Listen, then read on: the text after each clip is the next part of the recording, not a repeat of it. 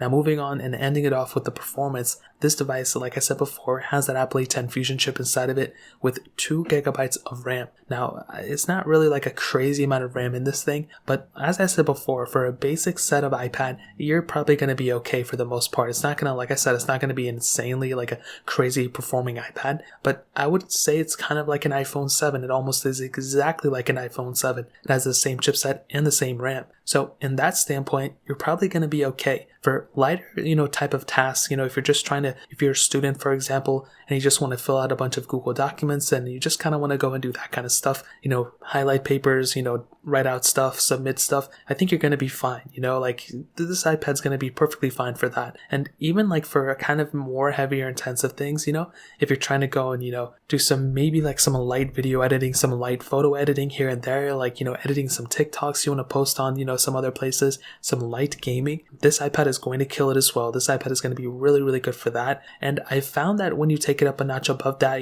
that top tier, super heavy intensive gaming, video editing, like with super high resolutions, I think this iPad is fine there too. I have found some glitching though, so it'll open everything up. It'll be perfectly fine. It is still completely playable, but there are going to be noticeable more glitchy frames off something like an iPad, 6th generation than on something like an iPad 8th generation, for example. So those are really one of the main differences beyond the software increase and all that stuff. But I'll still tell you, the iPad 6th generation is a pretty good performing iPad, and if I had to use it, I would be perfectly fine. I don't think I would complain about it too much. So in terms of that pretty much covers up the performance segment. It's like